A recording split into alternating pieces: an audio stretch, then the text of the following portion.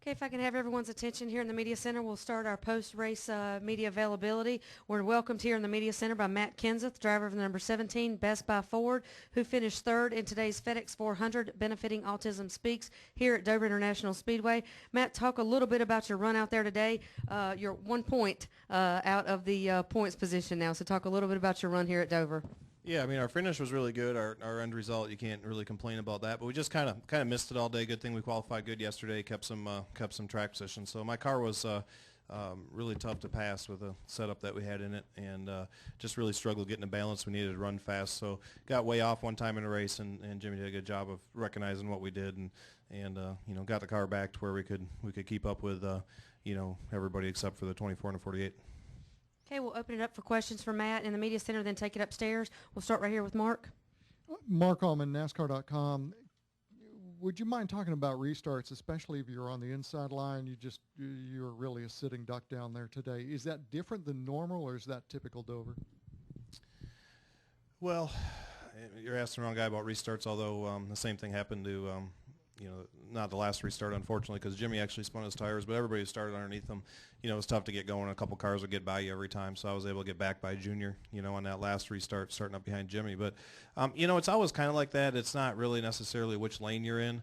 It's just the leader dictates when you go, and you can't go until he does. And you know, they were really fast, and he was really good at that. And by the time he gets going and you recognize that and try to get going, you know, he's already, you know, pulling away from you. So it's just, it's tough. It's easier to be in the roll back, you know, because you can kind of watch him when he gets rolling and you can kind of roll toward him. But when you're underneath him, it makes it difficult. Okay, we'll take our at next least for me it does. Next question from Viv. Viv Bernstein, NASCAR.com. You and Greg leave here 1-2 in the points, but with what Hendrick's doing, do you walk away feeling good about your position or feeling like you have some work to do at Roush? Both. I mean, I feel good about our position. Obviously, I mean, early in the year, well, anytime during the year, you want to be as high as you can in the points. Obviously, if we make the chase, they rack that by wins. So that's really what you kind of look at right now. But certainly we know we got some work to do. I don't think anybody could run to the 48 and the 24 today. They were just seemed to me anyway that they were just in a league of their own, and we had some work to do. Okay, now joining Matt is Kevin Harivck, driver of the number 29 Jimmie John Chevrolet, who finished today's race second. Gosh, trying to get you down a position. And he currently sits seventh. Seventh in points now. So talk a little bit about your the race today out there here at Dover. Yeah, I mean, we had a solid race. You know, I made a mistake on pit road there and got us back to about 20th. But the car was good enough to be able to drive back through the pack, and for whatever reason, we were able to adjust our car well today when we needed to. So we were able to keep up with the racetrack and make our car better through the day, and I think that was a big key to getting through the traffic and being able to put ourselves back in position to at least have a chance. Okay, we'll again take questions for Kevin down here. Okay, we'll start right here with Mike. Mike Muller.net. This is for Kevin. Goodyear brought some new tires here. You guys have been complaining about the track rubbering up the wrong way. What did you both think about the way the tires and the rubber worked after the cautions and during the track? It worked out for me. I thought it worked out a lot better. I didn't feel any of those patches or anything sliding around, getting in the corner. So it seemed like you could move your car around. So I think they definitely made an improvement. Yeah, me too. I think it was way better. You know, that stuff used to build up an inch or inch and a half, and you couldn't really restart, and you didn't really get that. It put a lot of rubber down, but it never really stacked up very high, it didn't seem like, so I thought it was better too. It seemed like it widened the track out a little bit. Okay, do you have a question? Another question, Mark? Yeah, this one for Kevin, if I could. Can you walk me through that one, the pit stop error? Is that just a situation where it's an odd angle coming into the pits, or what happened there? Yeah, I was having trouble all day. The pit stall was on the corner, and I was having trouble kind of picking up my mark. You know, and then I tried to get too much in between the timing lines there and just overshot the pit. So just a bad mistake, but I didn't do a very good job. Okay, any final questions here in the Media Center for Matt or Kevin? All right, gentlemen, there are no questions in the press box, so thank you very much for your time. Thanks. Congratulations.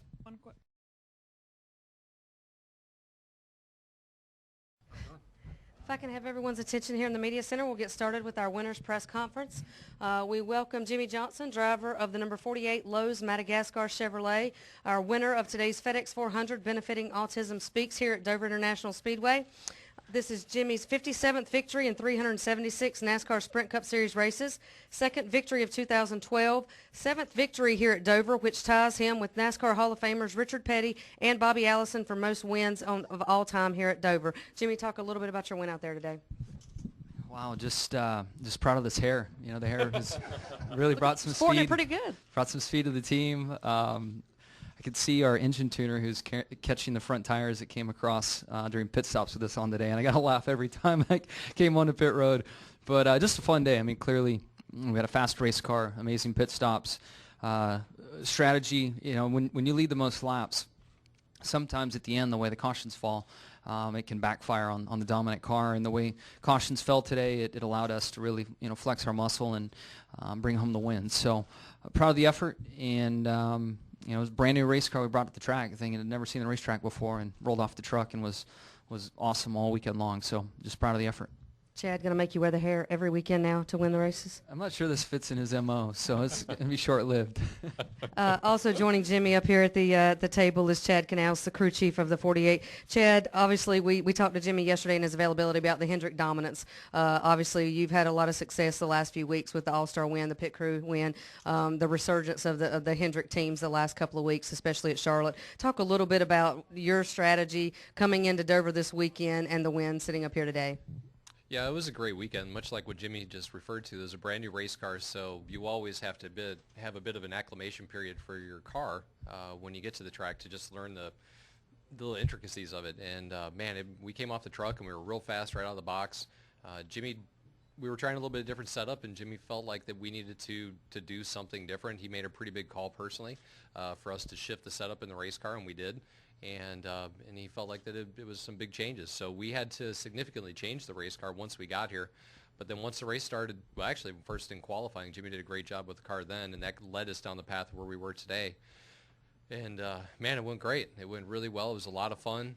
Obviously, everybody at Hendrick Motorsports is putting a lot of effort right now from the engine, chassis, and body department, just trying to get the race cars built, because the sport is evolving so quickly with rules changes and things of the nature. It's difficult to stay on top. So to get to where we're at right now with a good, solid 3-4 weeks for Hendrick Motorsports is really nice.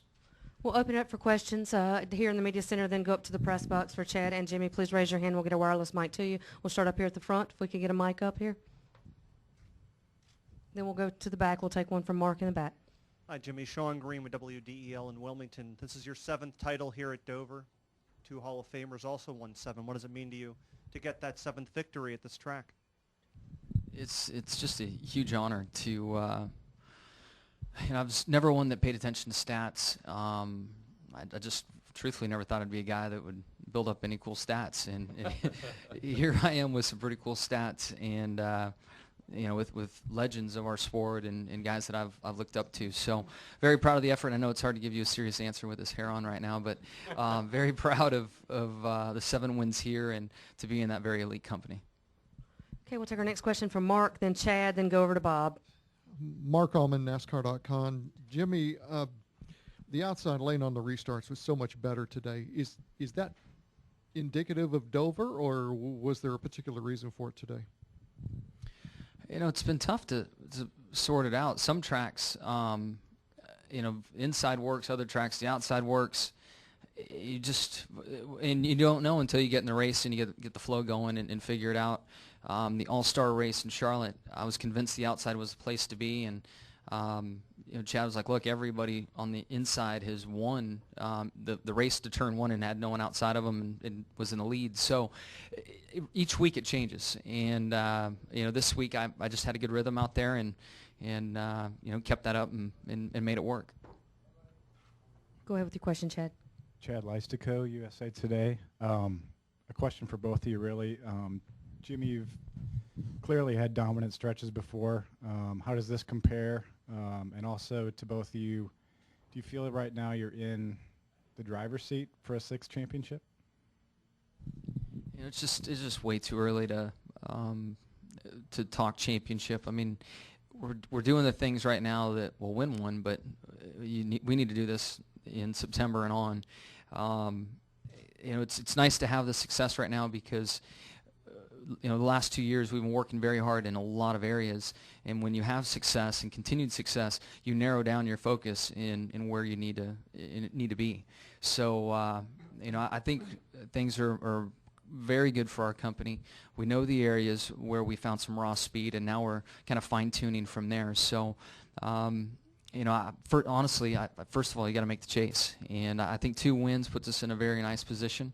But we need to keep this pressure on and roll into September with the same thing going on in order to win a championship. When you look at what Tony and Carl went through last year, that's a perfect example. You just don't show up and think everything's going to turn out as you hope. You got to get in there and race hard for all 10 races. Okay, we'll take our next question from Bob, then come back over to Viv. Bob Pockris, Sporting News. Jimmy, after the win at Darlington, Rick said that there was a lot of tension to get the 200th win, and I'm curious how much of a relief do you feel like it was to get that, and has that impacted this kind of role that Hendrick has gotten on? I don't think so. From the 48 standpoint, I know that's not the case. We of course wanted to be the team to win 200 for Rick, but we didn't sit there and obsess over it and talk about it. We were so close since really the start of the year to victory lane.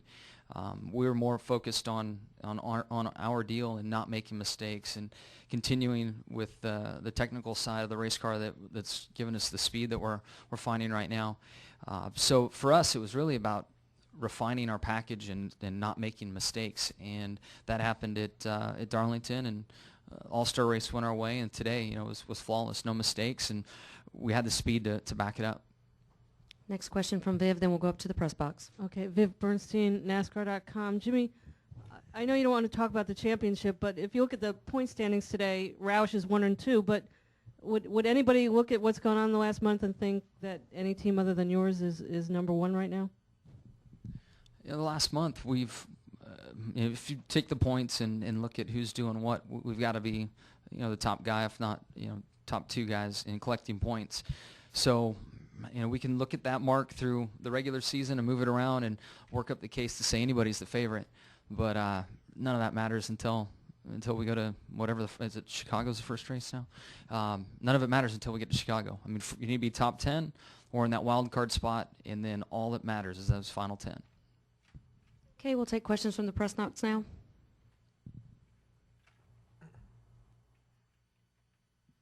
Questions from the press box? Question. Hello, press box. Hello. Go ahead. Mike Hembry, Speed.com. Jimmy, the rest of the field had several chances to get you there late with the cautions and so forth. Did you ever really feel like you were in serious jeopardy of losing the lead on those restarts?